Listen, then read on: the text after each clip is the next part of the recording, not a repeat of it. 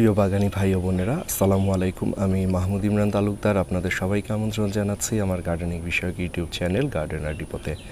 আশা করি মহান আল্লাহ তাআলার রহমতে আপনারা সবাই ভালো আছেন, সুস্থ আছেন। আজকে শনিবার, আমি বরাবরের মতো আমাদের সাভারে যে বাগান বাড়ি রয়েছে সেখানে এসেছি এবং আজকে আমি একটা ফুল দেখে আমার খুবই ভালো লাগলো, যেটা হচ্ছে পিস লিলি। এটার অনেকগুলো গাছ আমার কাছে রয়েছে এবং তার মধ্যে বেশ কয়েকটিতে ফুল এসেছে। এখন এটা ফুলের সময়।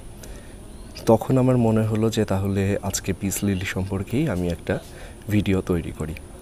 পিস লিলি যে গাছটা, এটা আসলে অরিজিনেটেড হচ্ছে আপনার আমাজনের জঙ্গল এবং এই রকম যে সাউথ আমেরিকান যে আপনার ট্রপিক্যাল ফরেস্টগুলো রয়েছে সেই সব জায়গায়। অর্থাৎ এটা এমন একটা এনভায়রনমেন্টে জন্মে থাকে যেখানে মোটামুটি প্রতিদিনই বৃষ্টিপাত হয় এবং প্রচুর পরিমাণে বাতাসে হিউমিডিটি থাকে। অর্থাৎ এটা ড্রাই কোনো এরিয়াতে এই গাছটা হবে না। এটা আপনাকে করতে হলে অবশ্যই আপনার এনভায়রনমেন্টটা হিউমিড হতে হবে। সেই জন্য বাংলাদেশ যেহেতু একটা সাবট্রপিক্যাল ক্লাইমেট, সেই জন্য এখানে খুব সুন্দরভাবেই কিন্তু পিস লিলির গাছটা হয়ে থাকে। পিস লিলির জন্য একটু টেম্পারেচারেরও দরকার আছে, অর্থাৎ এটা একটু হালকা গরমও পছন্দ করে এবং সেই জন্য এটা 15 ডিগ্রি সেলসিয়াসের নিচে যদি চলে যায় তখন এটাকে সারভাইভ করানো একটু কঠিন হয়ে পড়ে। কিন্তু আমাদের দেশে যেহেতু মোটামুটি সবসময়ই আমরা বেশ ভালো একটা গরমের মধ্যে আমরা থাকি এবং শীতের দিনেও ঠান্ডাটা খুব অল্প সময়ের জন্য আমাদের এখানে আসে, সেহেতু কিন্তু আমরা খুব ইজিলি এই পিস লিলিটা আমাদের বাসাতে করতে পারি। পিস লিলির আরও একটি সুবিধা হচ্ছে এটা সম্পূর্ণভাবে শেডেড অথবা পার্শিয়াল শেডেড অবস্থায় আপনি রাখতে পাবেন। অর্থাৎ ঘরের ভেতরে ইনডোর প্ল্যান্ট হিসাবে পিস লিলি কিন্তু অনন্য।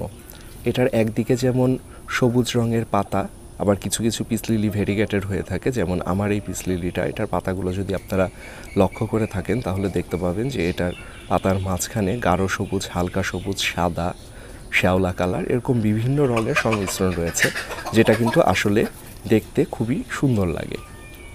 এখন পিস লিলি যদি আপনি বাসায় রাখতে চান তাহলে আপনাকে প্রথমে যে কাজটা করতে হবে, সবসময় আমি যেটা সবার আগে প্রাধান্য দিই সেটা হচ্ছে মাটি। পিস লিলির মাটিটা এমন হওয়া উচিত যাতে প্রচুর পরিমাণে অর্গানিক ম্যাটেরিয়াল রয়েছে। যে কোনো গাছের ক্ষেত্রে আপনার বিষয়টা মাথায় রাখতে হবে যে এর অরিজিনটা কোথায়, সেটা যদি আপনি জানতে পারেন তাহলে ইজিলি কিন্তু তার কেয়ারের সম্পর্কে আপনি একটি ধারণা পেয়ে যাবেন।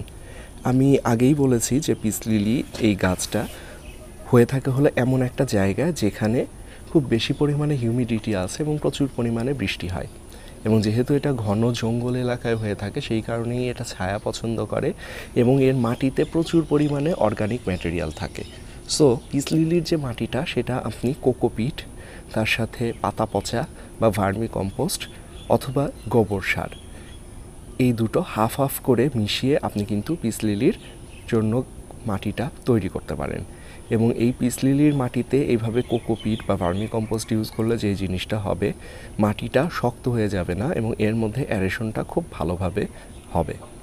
পিস লিলির গাছের যে বৈশিষ্ট্য সেইটা অনুযায়ী কিন্তু এটা আপনার ঘরের ইনডোরের যে সৌন্দর্য সেখানে তো আপনি ব্যবহার করতে পারবেনই, তার সাথে সাথে আপনার যদি ছাদে বা অন্য কোনো জায়গায় যদি কোনো আপনার জলাধার থাকে, যেমন পদ্ম পুকুর থাকে, অনেকেই আমাদের ছাদে আছে, অনেকে হাউস বানিয়ে নিয়েছেন, এর আশেপাশেও কিন্তু বড় বড় গাছের ছায়ায় আপনি এই পিস লিলিটা করতে পারবেন। কিন্তু সরাসরি এটাকে সূর্যের আলোতে রাখা যাবে না। সূর্যের আলোতে সরাসরি যদি এটা পেয়ে যায় তাহলে এর পাতার সাইডের অংশগুলো বার্ন হয়ে যাবে এবং গাছটা আস্তে আস্তে মারা যাবে এবং এটা কিন্তু খুব দ্রুত হয়ে থাকে।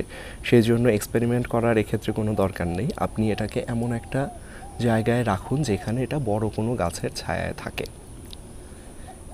এটা রাখলে এই গাছটারও সুবিধা এবং আপনারও ওই জলাধারের সৌন্দর্যটা বৃদ্ধি পাবে।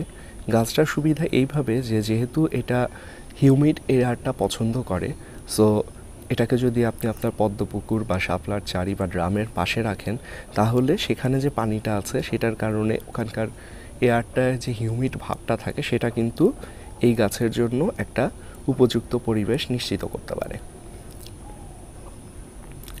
এখন আসি পিস লিলির জন্য আমরা কী ধরনের পাত্র নেব? পিস লিলির জন্য খুব বেশি গভীর পাত্রের কোনো দরকার নেই। আপনি যদি দেখতে পান খুব ভালো মতোই দেখা যাচ্ছে যে আমার এখানে যে পিস লিলিটা আছে সেটাকে আমি একটা মালসার মধ্যে রেখেছি এবং এটার মধ্যে কিন্তু এটা খুব সুন্দরভাবেই কিন্তু বেড়ে উঠেছে এবং আপনারা যদি দেখতে পান যে এর ফুলও চলে এসেছে, ফুলটাও এসেছে, আমি দেখাচ্ছি। দেখুন ফুলটা চলে এসেছে, ফুলটাও দেখা যাচ্ছে, ফুলটা খুবই সুন্দর।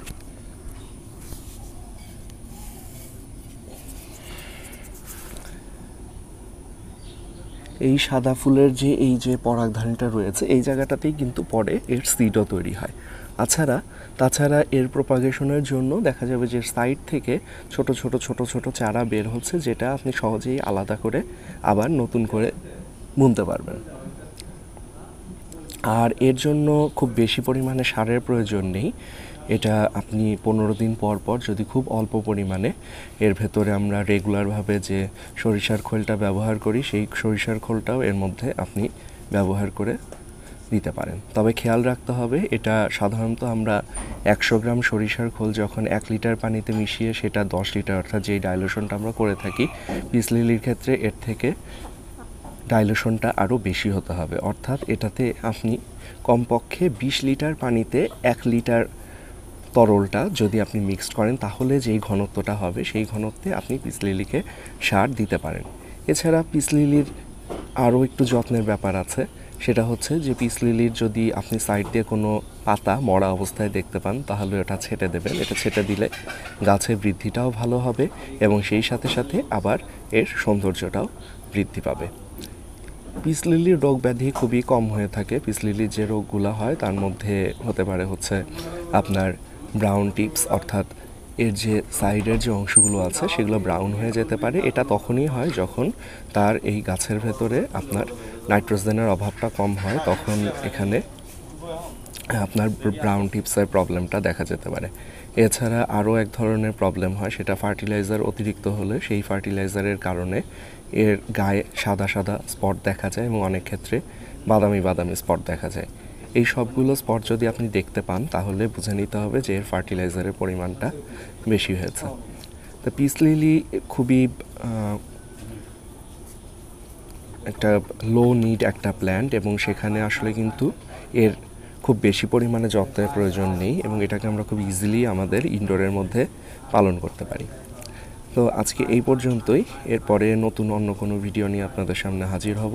সেই পর্যন্ত ভালো থাকবেন এবং যারা এই চ্যানেলটিকে এখনও সাবস্ক্রাইব করেননি, অর্থাৎ গার্ডেনার ডিপোর্ট চ্যানেলটি এখনও সাবস্ক্রাইব করেননি, তারা অবশ্যই এটাকে সাবস্ক্রাইব করে নেবেন এবং পাশে যে বেল আইকনটি আছে সেখানে প্রেস করে দিবেন।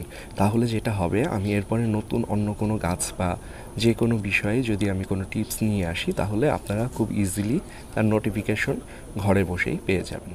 ভালো থাকুন, সুস্থ থাকুন, আল্লাহ হাফেজ।